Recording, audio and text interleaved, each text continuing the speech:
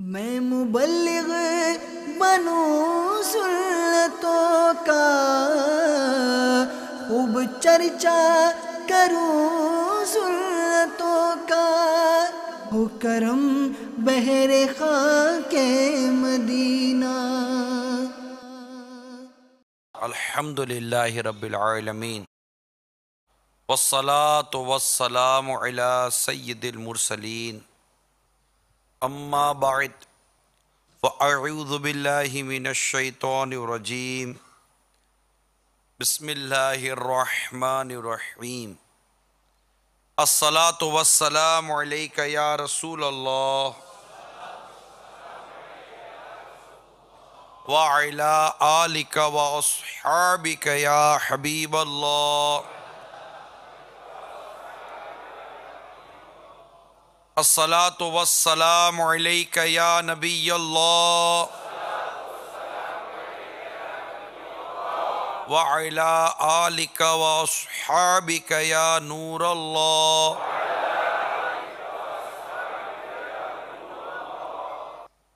میٹھے میٹھے اسلامی بھائیوں اور مدنی چینل کے ناظرین، آئیے پہلے کچھ اچھی اچھی نیتیں کر لیتے ہیں کہ اچھی نیت یہ انسان کو جنت میں داخل کروا دیتی ہے۔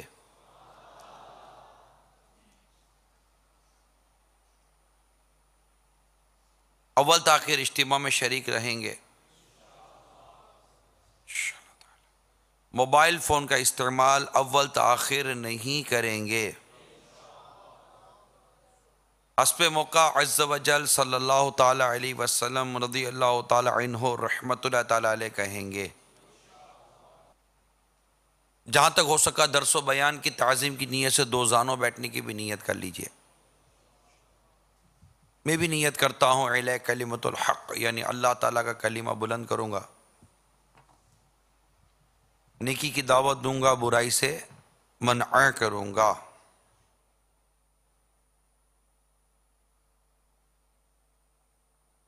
دعوت اسلامی کے جملہ مدنی کام بشمول مدنی قافلہ مدنی انعامات وغیرہ کی رغبت بھی دلاؤں گا انشاءاللہ۔ صلو علی الحبیب صلی اللہ تعالی۔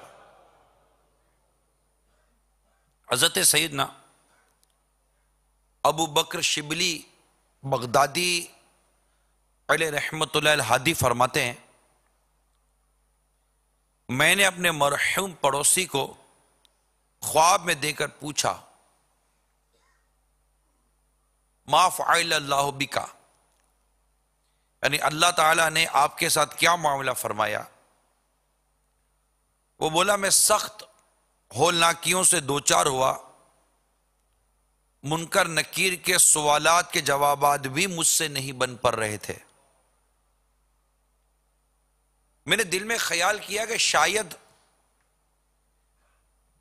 میرا خاتمہ ایمان پر نہیں ہوا۔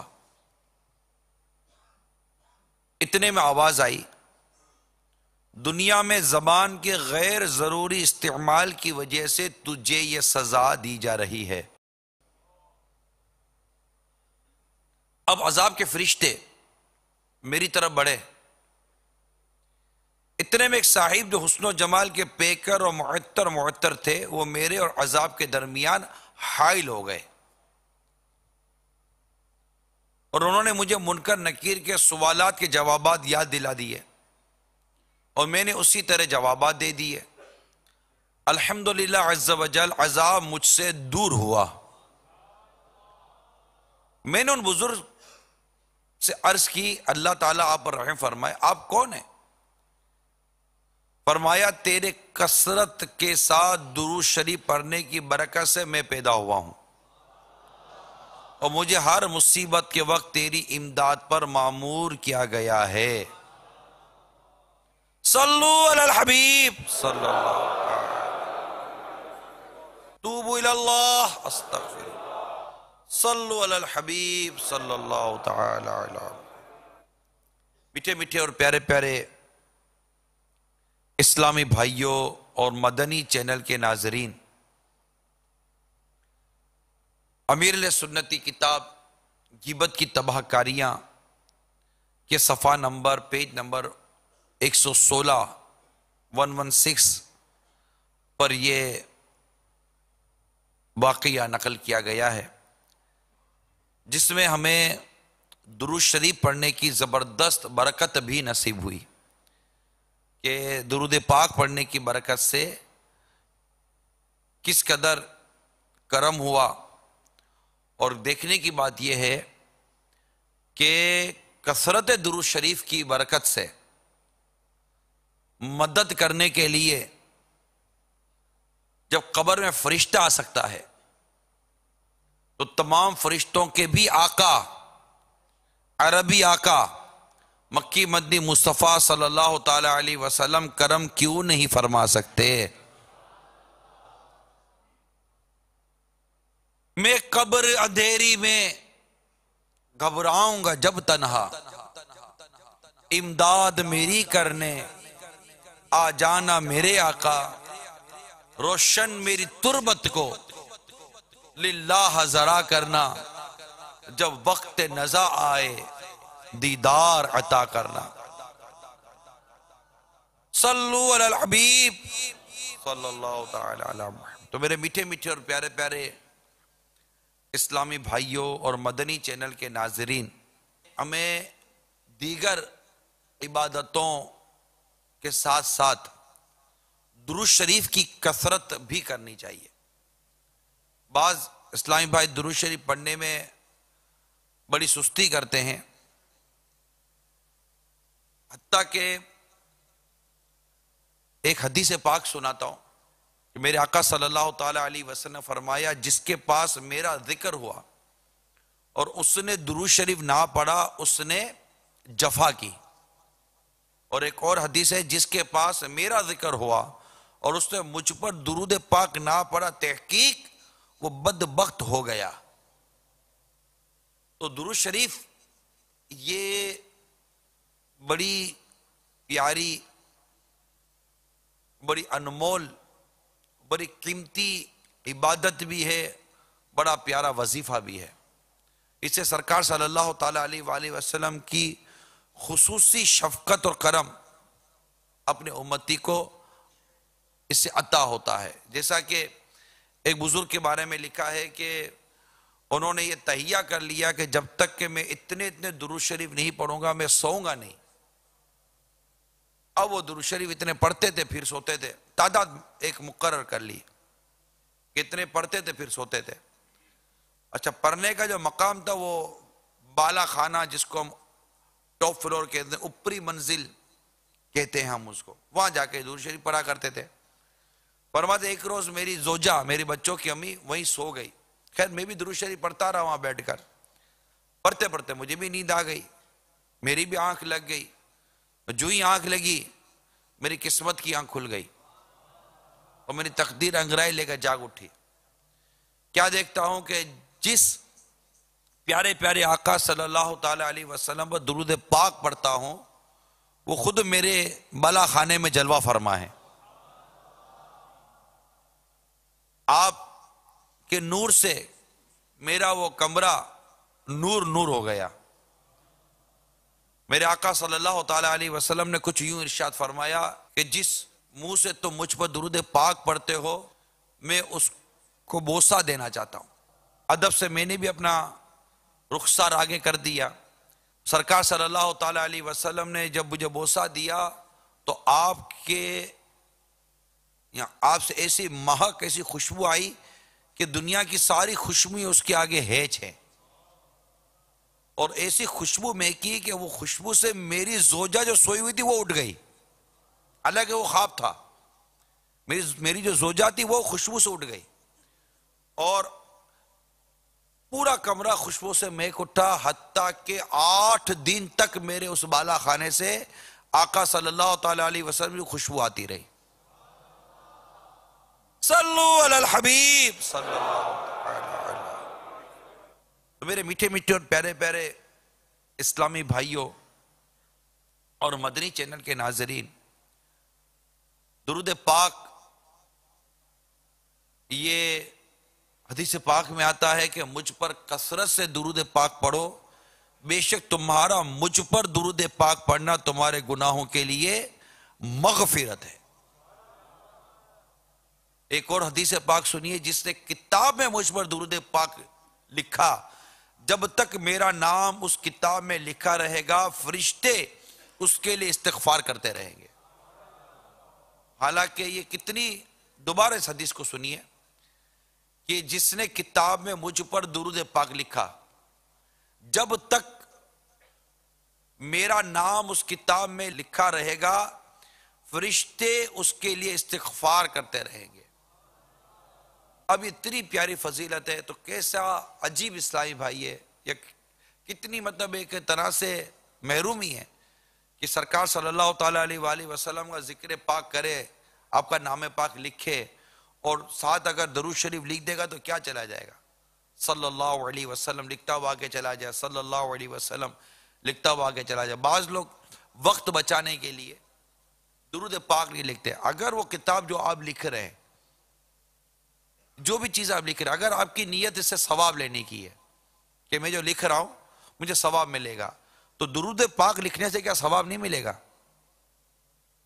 تو وہ عبارت جو آپ لکھ رہے ہیں، اگر اس کے لکھتے لکھتے درود پاک جہاں جہاں درود پاک لکھنے کا موقع آ رہا ہے، اگر درود پاک لکھتے چلے جائیے، صلی اللہ علیہ وسلم، صلی اللہ تعالی علیہ وسلم، صلی اللہ تعالی علیہ وسلم، تو کیا نقصان ہے؟ بعض اس قدر جرات کرتے ہیں کہ صلی اللہ علیہ وسلم لکھنے کے بجائے سواد بنا دیتے ہیں، یا سلعم، سواد لام عین میم لکھ دیتے ہیں۔ یہ ناجائز ہے۔ پورا درود پاک لکھیے اور ثواب کمائیے۔ کہیں ایسا نہ ہو کہ وہ کم درود پاک نہ لکھنے، یہ سواد یا اس طرح کے لکھنے کی وجہ سے ہمیں نظام اور قبر میں پریشانی ہو جائے۔ تو ہمارے پاس بہت وقت ہوتا ہے درود شریف پڑھنے کے لیے، بہت وقت ہوتا ہے۔ اگر ہماری توجہ ہو، ہمارا ذہن، ہمارا ذوق، ہمارا شوق ہمارا ساتھ دے، تو درود پاک پڑھنے کے بے شمار فضائل و برکات ابھی آپ سن ہی رہے ہیں۔ میں نے بیان کا آغاز ہی درود پاک کی فضیلت سے کیا، لیکن اس کے ساتھ جو میں نے واقعہ بیان کیا، اس واقعے میں یہ تھا کہ اس سے منکر نکیر کے سوالات کے جوابات اس سے نہیں ادا ہو پا رہے تھے، اور جواب یہ دیا گیا دنیا میں زبان کے غیر ضروری استعمال کی وجہ سے تجھے یہ سزا دی جا رہی ہے۔ اب زبان کا ایک طرف غیر ضروری استعمال تو تھا، اس واقعے کے مطابق میں عرض کر رہا ہوں، اس واقعے سے متعلق میں عرض کر رہا ہوں کہ زبان کا غیر ضروری استعمال تو تھا، مگر ساتھ ساتھ اس کے پاس درود پاک کی کثرت بھی تھی۔ ہمارا معاملہ عجیب و غریب ہے، ہمارے پاس زبان کا غیر ضروری استعمال تو ہے، لیکن درود پاک کی اور ذکر و درود کی کثرت رہی ہے، اس طرف ہماری توجہ نہیں ہے۔ ہم ہماری زبان کا غیر ضروری استعمال کیے جا رہے ہیں، اور غیر ضروری استعمال میں بھی، یعنی زبان کے استعمال میں بھی بہت ساری چیزیں آ جاتی ہیں، بہت ساری چیزیں آ جاتی ہیں۔ انشاءاللہ اس کا اگر موقع ملتا ہے تو میں عرض کرتا ہوں۔ البتہ یہ نیت کر لیجئے کہ ہم کثرت کے ساتھ درود شریف پڑھتے رہیں گے۔ آقا صلی اللہ تعالیٰ علیہ وسلم فرماتے ہیں بالخصوص جمعۃ المبارک کے متعلق کہ جو مجھ پر روز جمعہ درود شریف پڑھے گا میں قیامت کے دن اس کی شفاعت کروں گا۔ سبحان اللہ، ماشاءاللہ۔ صلو علی الحبیب صلی اللہ علیہ محمد۔ بس درود شریف یاد رہے کہ درود شریف ہم پڑھنا بھول نہ جائیں۔ ایک اور حدیث پاک میں کہ جو مجھ پر درود پاک پڑھنا بھول گیا وہ جنت کا راستہ بھول گیا۔ صلو علی الحبیب صلی اللہ۔ آئیے مل کر درود پاک پڑھتے ہیں۔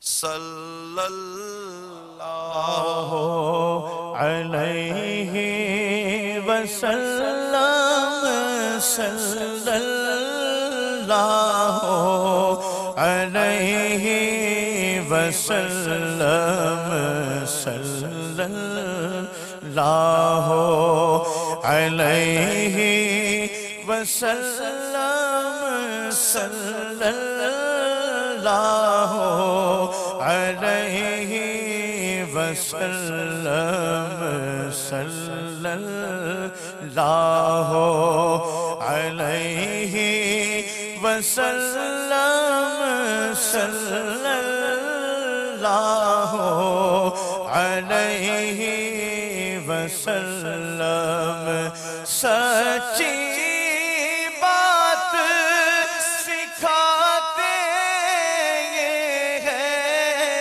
سیدھی راہ چلاتے یہ ہے صلی اللہ علیہ وسلم صلی اللہ علیہ وسلم. صلی اللہ تعالی علیہ. حدیث پاک میں ہے جس نے دن اور رات میں میری طرف شوق و محبت کی وجہ سے تین مرتبہ درود پاک پڑھا، اللہ تعالیٰ پر حق ہے کہ اس کے اس دن اور اس رات کے گناہ بخش دے. صلی اللہ علیہ وسلم صلی اللہ علیہ وسلم. حبیب صلی اللہ تعالی علی محمد. ایک اور حدیث پاک، سبحان اللہ، میرے آقا صلی اللہ تعالی علیہ وسلم کا فرمان عظمت نشان ہے، اللہ تعالیٰ کی خاطر آپس سے محبت رکھنے والے جب باہم ملیں اور مصافحہ کریں، یعنی ہاتھ ملائیں، شیک ہینڈ کریں اور نبی پاک صلی اللہ تعالی علیہ وسلم پر درود پاک پڑھیں تو ان کے جدا ہونے سے پہلے دونوں کے اگلے پچھلے گناہ بخش دیے جاتے ہیں. صلی اللہ علیہ وسلم صلی اللہ علیہ صلو علی الحبیب صلی اللہ تعالی علی محمد. میرے آقا صلی اللہ تعالی علیہ وسلم کا فرمان رحمت بنیاد ہے، جس نے قرآن پاک پڑھا، رب تعالیٰ کی حمد کی اور نبی صلی اللہ علیہ وسلم پر درود شریف پڑھا، نیز اپنے رب سے مغفرت طلب کی تو اس نے بھلائی کو اپنی جگہ سے تلاش کر لیا.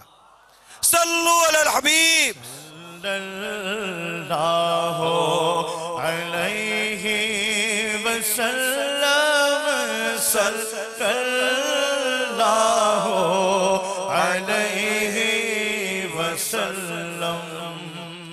سچی بات سکھاتے یہ ہے سچی بات سکھاتے یہ ہے سیدھی راہ چلاتے یہ ہے صلی اللہ علیہ وسلم صلی اللہ علیہ صلو علی الحبیب صلی اللہ تعالی علیہ. فرمان مصطفیٰ صلی اللہ تعالی علیہ وسلم، جب جمعرات کا دن آتا ہے اللہ تعالیٰ فرشتوں کو بھیجتا ہے جن کے پاس چاندی کے کاغذ اور سونے کے قلم ہوتے ہیں.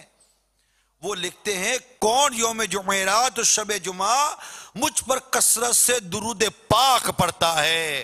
صلی اللہ علیہ وسلم صلی اللہ علیہ وسلم. صلو علی الحبیب صلی اللہ تعالی علی محمد. حدیث پاک میں آتا ہے مجھ پر درود پاک پڑھنا پل صراط پر نور ہے. پل صراط پر نور ہے. جو روز جمعہ مجھ پر 80 مرتبہ درود پاک پڑھے اس کے 80 سال کے گناہ معاف ہو جائیں گے.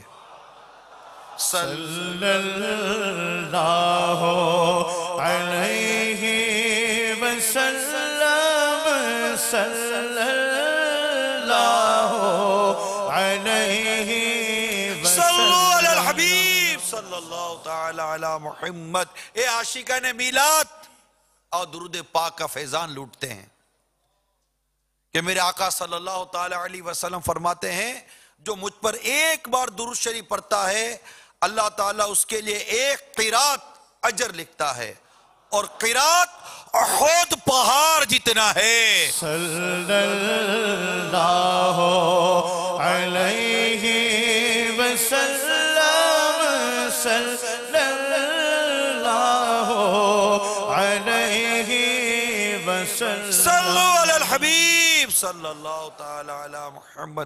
حدیث پاک میں جو مجھ پر شب جمعہ اور روز جمعہ 100 بار درود شریف پڑھے اللہ تعالیٰ اس کی 100 حاجتیں پوری فرمائے گا، 70 آخرت کی اور 30 دنیا کی. صلی اللہ علیہ وسلم صلی اللہ علیہ وسلم صلی اللہ علیہ وسلم صلی اللہ علیہ وسلم. لاکھ بلائیں کروڑوں دشمن، لاکھ بلائیں کروڑوں دشمن، کون بچائے بچاتے یہ ہے صلی اللہ علیہ وسلم صلی اللہ علیہ وسلم صلی اللہ علیہ وسلم. صلو علی الحبیب صلی اللہ تعالی علی محمد. سبحان اللہ. لوٹنے فیضان میلاد، آ جاؤ لے لیں فیضان درود شریف. درود شریف کا فیضان گناہوں سے بچاتا ہے، رحمت دلاتا ہے، طہارت ہے، پاکیزگی ہے، قرب مصطفیٰ صلی اللہ تعالی علیہ وسلم کا ذریعہ ہے، رحمت الہی پانے کا ذریعہ ہے، اور غیبت سے بچنے کا بھی ذریعہ ہے. سبحان اللہ. چنانچہ منقول ہے جس کسی مجلس میں یعنی لوگوں میں بیٹھو اور کہو بسم اللہ الرحمن الرحیم وصلی اللہ علی محمد، تو اللہ تعالیٰ تم پر ایک فرشتہ مقرر فرما دے گا جو تم کو غیبت سے باز رکھے گا. اور جب مجلس سے اٹھو تو کہو بسم اللہ الرحمن الرحیم وصلی اللہ علی محمد، تو فرشتہ لوگوں کو تمہاری غیبت کرنے سے باز رکھے گا. صلو علی الحبیب صلی اللہ تعالی علی محمد صلی اللہ علیہ وسلم صلی اللہ علیہ وسلم. اِنَّا أَعْطَيْنَاكَ الْكَوْثَرَ إِنَّا أَعْطَيْنَاكَ الْكَوْثَرَ إِنَّا أَعْطَيْنَاكَ الْكَوْثَرَ. ساری کثرت پاتے یہ ہے صلی اللہ علیہ وسلم. صلو علی الحبیب صلی اللہ. میرے آقا صلی اللہ تعالی علیہ وآلہ وسلم فرماتے ہیں اے لوگو، بے شک تم میں سے بروز قیامت اس کی دہشت اور حساب کتاب سے جلد نجات پانے والا وہ شخص ہوگا جس نے دنیا میں مجھ پر کثرت سے درود پڑھا ہوگا. صلی اللہ علیہ وسلم صلی اللہ علیہ وسلم. کیا شان ہے میرے آقا پر درود پاک پڑھنے کی. اللہ تعالیٰ کے حکم کی تعمیل ہوتی ہے. ایک مرتبہ درود شریف پڑھنے والے پر 10 رحمتیں نازل ہوتی ہیں، اس کے 10 درجات بلند ہوتے ہیں، اس کے لئے 10 نیکیاں لکھی جاتی ہیں، اس کے 10 گناہ مٹا دیے جاتے ہیں. دعا سے پہلے درود شریف پڑھنا دعا کی قبولیت کا باعث ہے. درود شریف پڑھنا نبی رحمت صلی اللہ تعالی علیہ وسلم کی شفاعت کا سبب ہے. درود شریف پڑھنا گناہوں کی بخشش کا باعث ہے. درود شریف کے ذریعے اللہ تعالیٰ بندے کے غموں کو دور کرتا ہے. درود شریف پڑھنے کے باعث بندہ قیامت کے دن رسول اکرم صلی اللہ تعالی علیہ وسلم کا قرب حاصل کرے گا۔ درود شریف تنگ دست کے لیے صدقے کا قائم مقام ہے۔ درود شریف قضاء حاجات کا ذریعہ ہے۔ درود شریف اللہ تعالیٰ کی رحمت اور فرشتوں کی دعا کا باعث ہے۔ درود شریف اپنے پڑھنے والے کے لیے پاکیزگی اور طہارت کا باعث ہے۔ درود شریف سے بندے کو موت سے پہلے جنت کی خوشخبری مل جاتی ہے۔ درود شریف پڑھنا قیامت کے خطرات سے نجات کا سبب ہے۔ درود شریف پڑھنے سے بندے کو بھولی ہوئی بات یاد آ جاتی ہے۔ درود شریف مجلس کی پاکیزگی کا باعث ہے اور قیامت کے دن یہ مجلس باعث حسرت نہیں ہوگی۔ درود شریف پڑھنے سے فقر دور ہوتا ہے۔ یہ عمل بندے کو جنت کے راستے پر ڈال دیتا ہے۔ درود شریف پل صراط پر بندے کی روشنی میں اضافے کا باعث ہے۔ درود شریف کے ذریعے بندہ ظلم و جفا سے نکل جاتا ہے۔ درود شریف پڑھنے کی وجہ سے بندہ آسمان و زمین میں قابل تعریف ہو جاتا ہے۔ درود شریف رحمت خداوندی کے حصول کا ذریعہ ہے۔ درود شریف محبوب رب العزت صلی اللہ تعالی علیہ وسلم سے دائمی محبت اس میں زیادت کا سبب ہے، اور یہ محبت ایمانی عقود میں سے ہے جس کے بغیر ایمان مکمل نہیں ہوتا۔ درود شریف پڑھنے والے سے آپ صلی اللہ تعالی علیہ وسلم محبت فرماتے ہیں۔ درود شریف پڑھنا بندے کی ہدایت اور اس کی زندہ دلی کا سبب ہے، کیونکہ جب وہ آپ صلی اللہ علیہ وسلم پر کثرت سے درود شریف پڑھتا ہے اور آپ کا ذکر کرتا ہے تو آپ کی محبت اس کے دل پر غالب آ جاتی ہے۔ درود شریف پڑھنے والے کا یہ اعزاز بھی ہے کہ سلطان انام صلی اللہ تعالی علیہ وسلم کی بارگاہ بے کس پناہ میں اس کا نام پیش کیا جاتا ہے اور اس کا ذکر ہوتا ہے۔ سبحان اللہ۔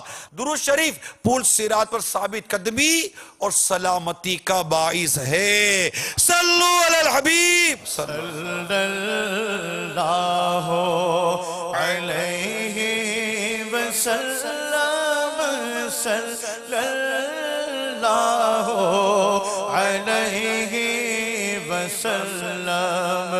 رنگے بے رنگوں کا پردہ، رنگے بے رنگوں کا پردہ، دامن ڈھک کے چھپاتے یہ ہے صلی اللہ علیہ وسلم، صلی اللہ علیہ وسلم، صلی اللہ علیہ صلو علی الحبیب صلی اللہ علیہ وسلم۔ اے پیارے اور میٹھے اسلامی بھائیوں، اللہ تعالیٰ نے زبان جیسی عظیم نعمت ہمیں عطا فرمائی۔ یہ زبان بہت بڑی نعمت ہے۔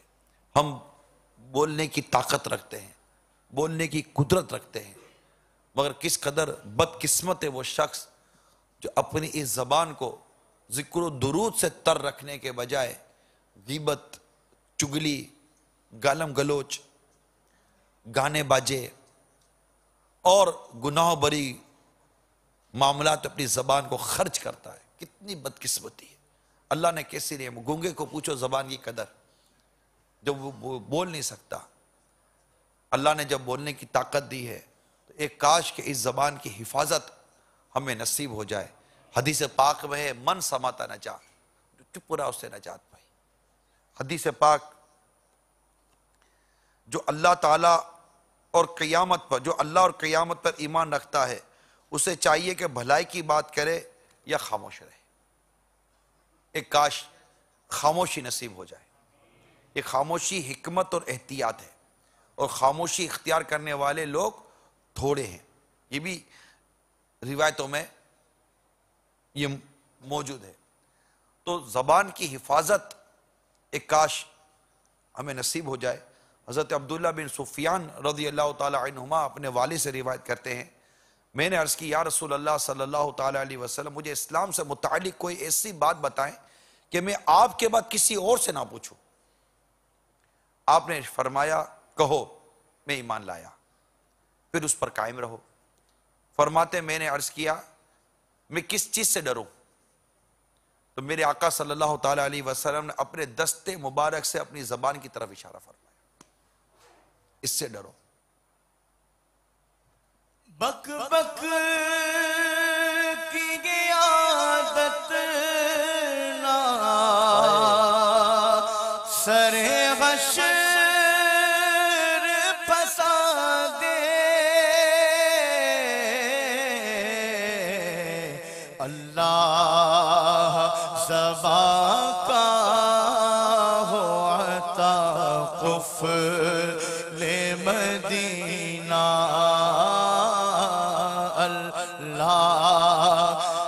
زبان کا ہو عطا قفل مدینہ، یا رب نہ ضرورت کے سوا کچھ کبھی بولو،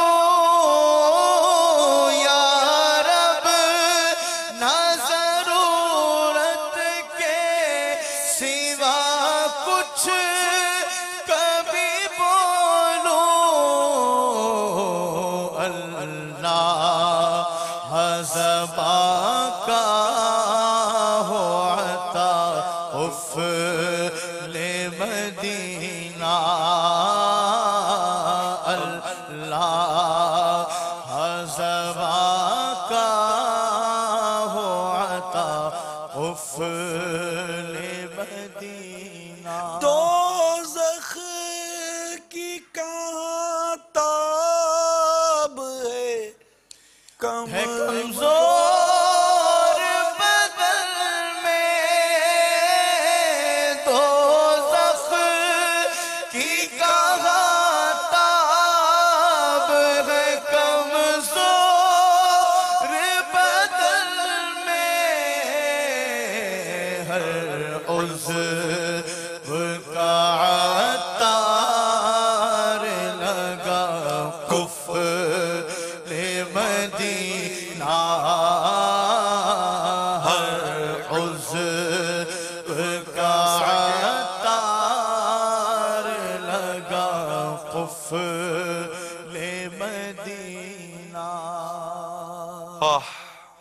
حدیث پاک میں ہے، لوگوں کو ان کے نتھنوں کے بل، نتھنے لوگوں کے نتھنوں کے بل ان کی زبانوں کا کاٹا ہوا گرا دیتا ہے۔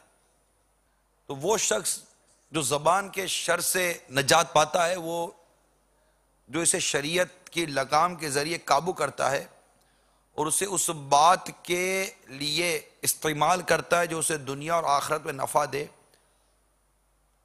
اور انسان اسے اس بات سے روکتا ہے جس سے فی الحال یا مستقبل میں گمراہی کا خطرہ ہو۔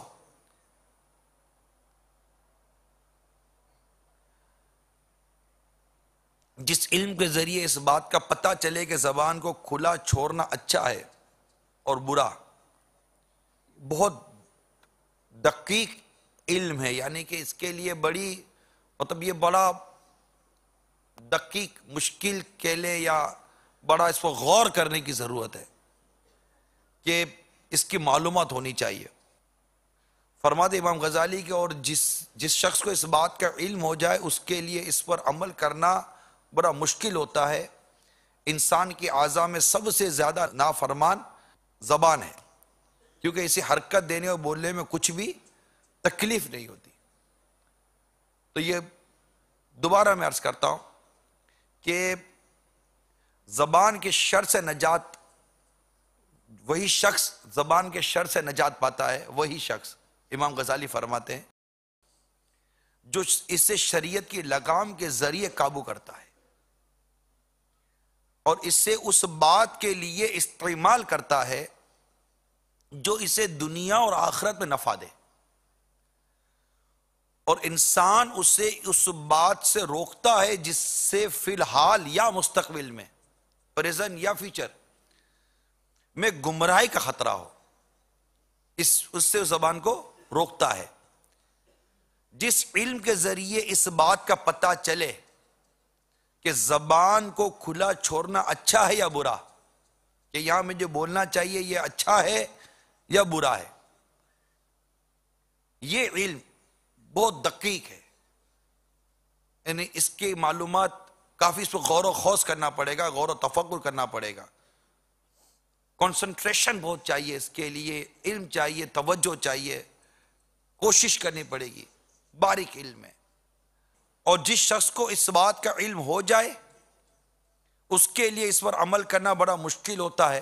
اب یہ پتہ چل گیا کہ یہاں بولنا یا نہیں بولنا، اب اس پر عمل کرنا بھی پھر ایک دشوار چیز ہے۔ کیوں کہ انسان کے تمام اعضاء میں سے سب سے زیادہ نافرمان یہ زبان ہے، کیونکہ اس کے حرکت دینے بولنے میں کچھ بھی تکلیف نہیں ہے، پھر اسٹائل ہے۔ لہذا زبان کے معاملے میں ہمیں بہت احتیاط کرنی چاہیے۔ زبان سے بہت زیادہ آفتیں نکلتی ہیں۔ میرے آقا صلی اللہ تعالیٰ علیہ وسلم کی حدیث کتنی واضح ہے کہ جو شخص مجھے 2 جبڑوں کے درمیان والی چیز زبان اور 2 ٹانگوں کے درمیان والی چیز شرمگاہ کی ضمانت دے، میں اسے جنت کی ضمانت دیتا ہوں۔ اب آپ بتائیے، میری زبان پہ قفل مدینہ لگ جائے، میری زبان پہ قفل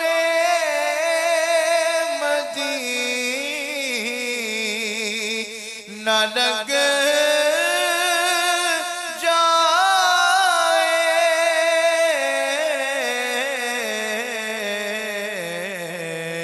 فضول گو اسے بچتا رہو صدا یا رب، فضول گو اسے بچتا رہو صدا یا آمین آمین آمین آمین آمین آمین۔ حضرت معاذ بن جبل رضی اللہ تعالی عنہ فرماتے میں نے عرض کی یا رسول اللہ صلی اللہ تعالی علیہ وسلم کیا ہماری گفتگو پر بھی مباحثہ ہوگا، پوچھ گچھ ہوگی؟ آپ نے ارشاد فرمایا اے ابن جبل تجھے تیری ماں روئے، لوگوں کو ان کے نتھنوں کے بل جہنم میں ان کی زبان کا کاٹا ہوا ہی تو داخل کرے گا۔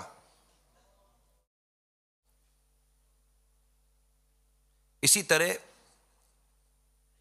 حضرت انس بن مالک رضی اللہ تعالیٰ عنہ سے مروی ہے کہ نبی پاک صلی اللہ تعالیٰ علیہ وسلم نے فرمایا بندے کا ایمان اس وقت تک درست نہیں ہوتا جب تک اس کا دل ٹھیک نہ ہو، اور اس کا دل اس وقت تک ٹھیک نہیں ہوتا جب تک اس کی زبان درست نہ ہو، اور وہ شخص جنت پہ داخل نہیں ہوگا جس کا پڑوسی اس کی شرارتوں سے محفوظ نہ ہو۔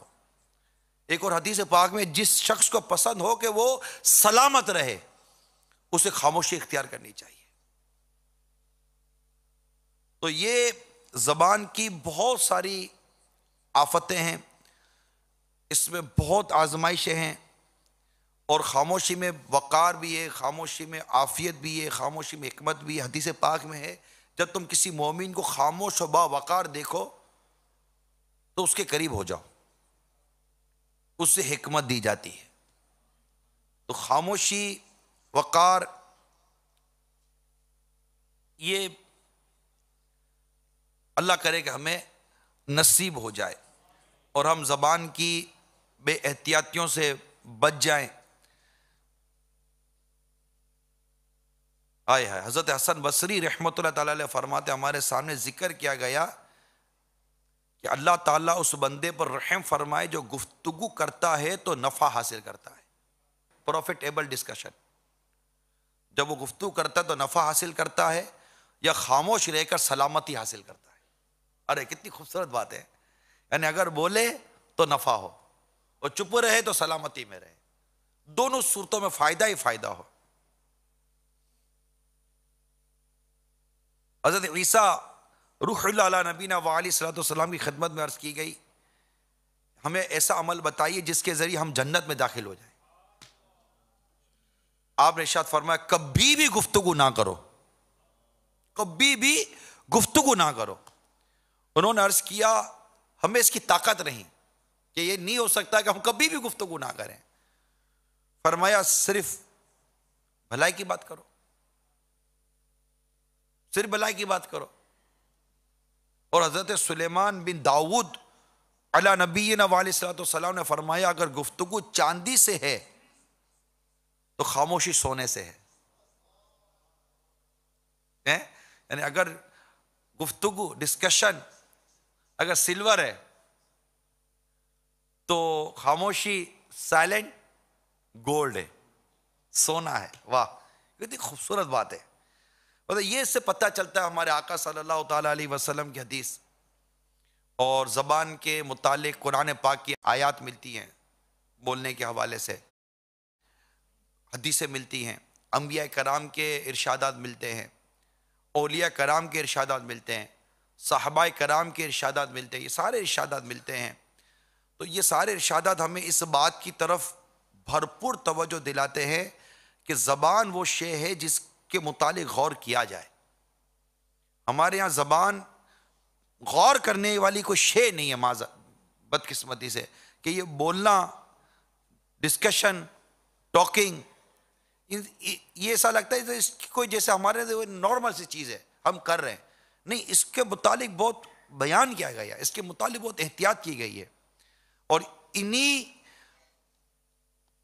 باتوں کو, انہی احتیاطوں کو اور زبان کے انہی فطروں کو اجاگر کرنے کے لیے اور زبان کی شر سے بچنے کے لیے اور اس زبان سے نفع حاصل کرنے کے لیے, اور یہ کہ یہ زبان جہنم میں نہیں ہمارے لیے جنت میں جانے کا ذریعہ بنے, دعوت اسلامی نے ہمیں ایک اصطلاح دی, ایک ٹرمینالوجی دی, اور وہ ہے زبان کا قفل مدینہ. یہ ایک ٹرمینالوجی ہے, ایک اصطلاح ہے دعوت اسلامی کی, قفل مدینہ. یہ کوئی نئی, اگرچہ لفظ نیا ہے لیکن اس کے اندر جو موضوع ہے, مضمون جو ہے, بھائی تالا بدلتا ہے, کبھی کون سا تالا, کبھی کون سا تالا, کبھی کون سا تالا, مگر ہر تالے کا مقصد تو پروٹیکشن ہی ہے نا. تو تالے کے بدلے دینے سے اس کی اصل اہمیت تو نہیں بدل گئی نا, اس کی بیس تو وہی ہے نا, پروٹیکشن.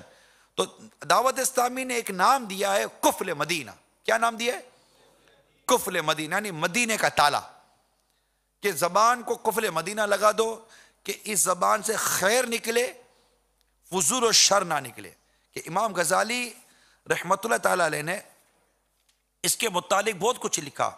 یعنی زبان کی پہلی آفت بے مقصد گفتگو, یعنی ایسی گفتگو کہ جس کا کوئی مقصد ہی نہیں ہے, بے فائدہ گفتگو.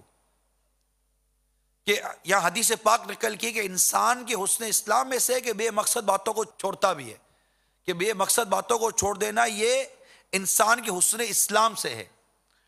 تو بے مقصد چیز کو چھوڑ دیا جائے, بے مقصد بات کو چھوڑ دیا جائے. اب اتنی خوبصورت حدیث لکھی ہے کہ حضرت انس رضی اللہ تعالیٰ عنہ فرماتے ہیں کہ احد کے دن ہمارا ایک غلام شہید ہو گیا. اس سے بے مقصد گفتگو نہ گفتگو کا اندازہ ہو جائے گا. پھر میں آگے بڑھتا ہوں کہ احد کے دن ہمارا ایک غلام شہید ہو گیا. ہم نے دیکھا کہ اس نے بھوک کی وجہ سے اپنے پیٹ پہ پتھر باندھا ہوا تھا. اس کی ماں نے اس کے چہرے سے گرد و غبار صاف کرتے ہوئے کہا, اے بیٹے تمہیں جنت مبارک ہو. نبی پاک صلی اللہ تعالی علیہ وسلم نے فرمایا, تمہیں کیسے معلوم ہوا کہ وہ جنتی ہے؟ اب یہ تعلیم ہے, تعلیم ہے, تربیت ہے. تمہیں کیسے معلوم ہوا جنتی ہے؟ ہو سکتا ہے کہ وہ بے مقصد کلام کرتا رہا ہو اور ایسی گفتگو سے رکتا ہو جو نقصان نہیں پہنچاتی. دونوں باتیں بیان کی کہ ہو سکتا ہے یہ بے مقصد کلام کرتا ہو اور ایسی باتوں سے رکتا ہو جو نقصان نہیں پہنچاتی. تو یہاں بھی بے مقصد کلام, بے مقصد گفتگو, یوز لیس ڈسکشن, یوز لیس ٹاکنگ, کہ کوئی اس کا مقصد نہیں ہے, صرف فضول قسم کی گفتگو ہے.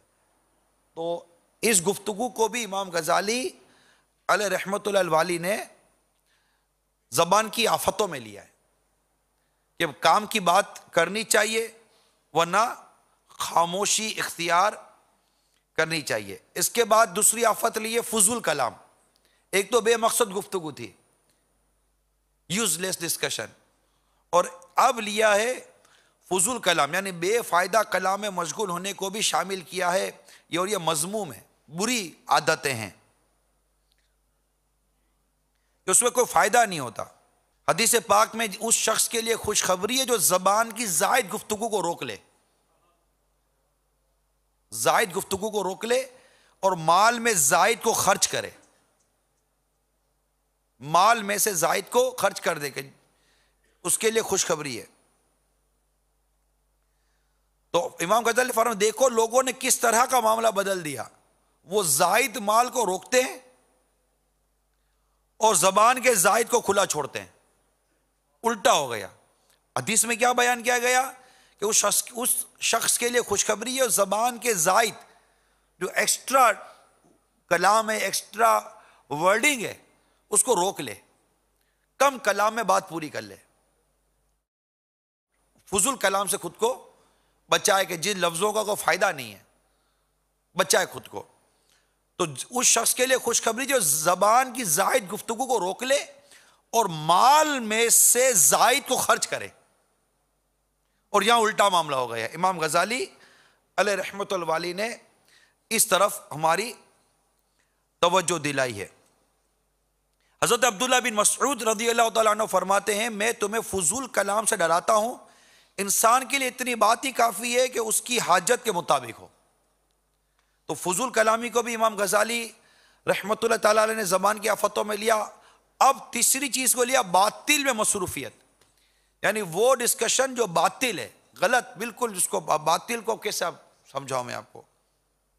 امام غزالی فرماتے ہیں یہ گناہ سے متعلق گفتگو ہے، جس طرح عورتوں کے حالات، شراب کی مجالس، بدکاروں کی مجالس، مالداروں لوگوں کی عیاشی، ان کی مذموم رسم و ناپسندہ حالات کا ذکر کرنا، یہ ایک اگزامپل کے طور پر امام غزالی نے چند مدنی پھول بیان کیے کہ یہ تمام امور ایسے ہیں جن میں مشغول ہونا جائز نہیں بلکہ حرام ہے، لیکن بے فائدہ باتوں میں مصروف ہونا یا فائدہ مند گفتگو زیادہ کرنا حرام نہیں، البتہ اسے چھوڑنا زیادہ بہتر ہے۔ پچھلی دو کو اس سے کمپیئر کیا امام غزالی علیہ رحمت اللہ الوالی نے، کہ فرماتے ہیں کہ جو شخص بے فائدہ گفتگو کثرت سے کرے وہ باطل میں پڑنے سے بے خوف نہیں ہو سکتا۔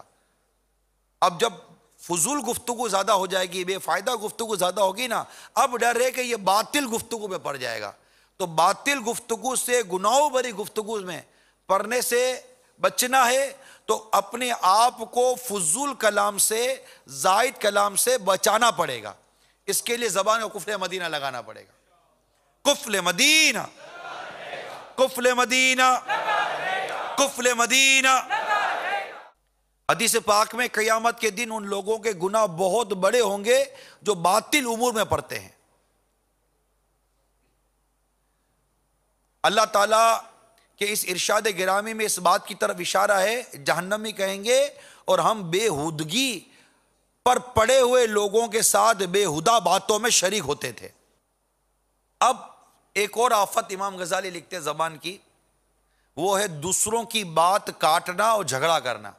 یہ جو بات کاٹتے نا، کرتے کرتے، اس سے بھی امام غزالی نے روکا ہے۔ یہ زبان کی چوتھی آفت بیان کی گئی، اور حدیث نقل کی ہے کہ اپنے مسلمان بھائی سے جھگڑا نہ کر، نہ اس سے مذاق کر، اور اس سے کوئی وعدہ کر کے اس کی خلاف ورزی نہ کر۔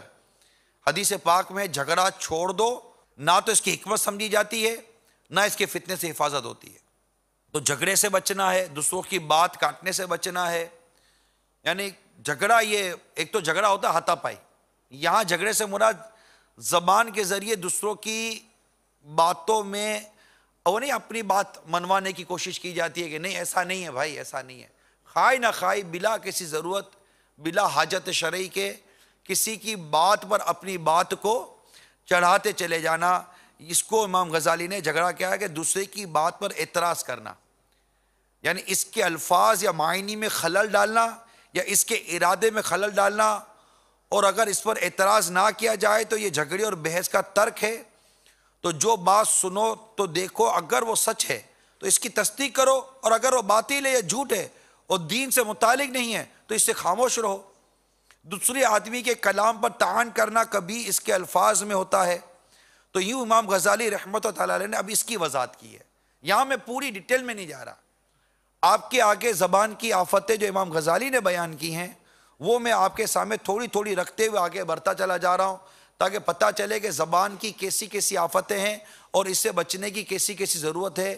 اسی طرح خصومت, امام غزالی نے لکھا ہے کہ خصومت سے خود کو بچائے. خصومت کیا ہے کہ بعض بزرگ فرماتے ہیں خصومت سے بچو, یہ دین کو مٹا دیتی ہے, اور کہا جاتا ہے کہ کوئی پرہیزگار شخص دین میں کبھی جھگڑا نہیں کرتا. تو خصومت کی وضاحت بھی امام غزالی رحمۃ اللہ تعالی علیہ نے اپنی کتاب احیاء العلوم کی تیسری جلد میں فرمائی ہے. اور اس میں مطلب کہ یہ جھگڑنا ہے نا, اس سے 2 قدم آگے کی بات ہے. تو یہ بھی زبان کے فتنوں میں سے ایک فتنہ ہے. اسی طرح فحش کلامی اور گالی گلوچ, یہ زبان کا ایک فتنہ امام غزالی نے نقل کیا. غیبت یہ زبان کا فتنہ ہے. لعنت بھیجنا یہ زبان کا فتنہ ہے. اسی طرح چگلی کرنا یہ زبان کا فتنہ ہے. مزاح, ہنسی مذاق جس کو کہتے ہیں, ہنسی مذاق کرنے کے حوالے سے اس کی جائز صورتیں موجود ہیں, لیکن اس کو بھی زبان کی آفتوں میں لیا ہے کہ اس میں آدمی کھیل کود میں غیر سنجیدگی میں پڑ جاتا ہے, اپنا وقار کھو دیتا ہے, اور پھر بعض اوقات گناہوں بھرے انداز میں مبتلا ہو جاتا ہے. تو ہر چیز بیلنس کے ساتھ اور اعتدال کے ساتھ اچھی لگتی ہے. تو یوں امام غزالی رحمۃ اللہ تعالی علیہ نے جھوٹ کو بھی لیا ہے, بہت ساری زبان کی آفتوں کو امام غزالی علیہ رحمۃ اللہ والی نے لیا ہے. 2 رخا پن لیا ہے. بیجا تعریف کرنے کے حوالے سے بھی امام غزالی رحمۃ اللہ تعالی علیہ نے زبان کی آفتوں کو لیا ہے. الغرض ان شارٹ یہ ہے کہ ہمیں اس کے متعلق مطالعہ کرنا چاہیے, جو شروع میں امام غزالی رحمۃ اللہ تعالی نے لیا کہ زبان یہ آزاد آرگن آف باڈی ہے, بدن کا عضو ہے, بدن کا حصہ ہے, آزاد ہے. اس کو قابو کرنا بہت ضروری ہے. لہٰذا ہم دیکھتے ہیں کہ ہم لاکھ نیتیں کرتے ہیں, ہم ارادے کرتے ہیں کہ ہم ذکر و درود سے زبان تر رکھیں گے, فضول کلام سے بچتے رہیں گے, لیکن ہماری زبان بچتی نہیں ہے. بہت جلدی نافرمانی پر آ جاتی ہے, بہت جلدی مطلب ہم سے وہ غلطیاں کروا دیتی ہے, دل آزاری کرواتی ہے. دل آزاریاں ٹھیک ٹھاک ہماری زبان سے ہو جاتی ہیں, جھاڑ دیتے ہیں, ڈانٹ دیتے ہیں, سب زبان سے ہو رہی ہوتی ہے. گھر میں اس طرح کا معاملہ زبان سے ہوتا ہے. جو خاموش رہتا ہے, عمدہ بات کرتا ہے, خوش مزاجی کے ساتھ بات کرتا ہے, مسکرا کر بات کرتا ہے, کام کی بات کرتا ہے, اور بقیہ خاموش رہتا ہے, آپ دیکھیں لوگوں میں اس کی عزت ہوگی, لوگ اس کی بڑی قدر کرتے ہیں, لوگ اس سے بڑی محبت کرتے ہیں. آپ کو اس کے مخالف ہی کم ملیں گے. تو ایک کاش کہ ہمیں زبان کی احتیاطیں نصیب ہو جائیں اور ہم اپنی زبان پر ذکر و درود کا ورد جاری رکھیں. ذکر و درود ہر گھڑی ورد زبان رہے, میری فضول گوئی کی عادت نکال دو. تو ایک کاش ہماری فضول گوئی کی عادت نکل جائے, گناہوں بری گفتگو کی عادت نکل جائے. یہ زبان سے نیکی کی دعوت ہے کہ جو شخص نیکی کی دعوت دیتا ہے اللہ تعالیٰ اسے ہر کلمے پر 1 سال کی عبادت کا ثواب عطا فرماتا ہے. 1 سال کی عبادت کا ثواب نیکی کی دعوت دینے والے, برائی سے منع کرنے والے کو نصیب ہوتی ہے. کتنا ثواب ہے, اور بھی کتنے ہی نیکی کی دعوت دینے کے فضائل. یہ نیکی کی دعوت کتاب آپ جب پڑھیں گے نا تو الحمدللہ نیکی کی دعوت دینے کے فضائل پر یہ پوری کتاب ہے, نہ دینے کے نقصانات پر کتاب ہے. پھر اس کی میں نیکی کی دعوت دینے کے حوالے سے ترغیب بھی اس کتاب کے شروع میں لکھی گئی ہے, تاکہ جس کے پڑھنے سے الحمدللہ ہمیں بھی اس بات کا احساس ہوتا ہے کہ ہمیں نیکی کی دعوت دینی چاہیے. حدیث پاک میں آیا کہ تیری وجہ سے اگر ایک شخص بھی ہدایت پا جائے تو دنیا اور اس میں جو کچھ بھی ان سب سے وہ تیرے لیے بہتر ہے.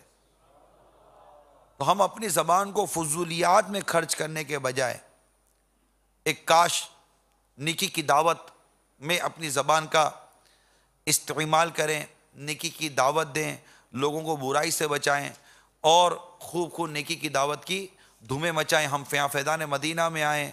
अल्हम्दुलिल्लाह हमें यहाँ नेकी की दावत देने के कई मौक़े मिलते हैं। अब अमील सुन्नत का अंदाज़ देख रहे होते हैं कि नेकी की दावत के इतने मदनी फूल हमें इनके मदनी मुज़ाकरे में मिलते हैं, इतने गुलदस्ते मिलते हैं। अगर अल्लाह हमें अच्छा हाफ़ज़ा दे, तवज्जो के साथ सुनने की तौफ़ीक दे, एक मदनी मुज़ाकरा आपके लिए कई दिनों की नेकी की दावत का मवाद दे देता है।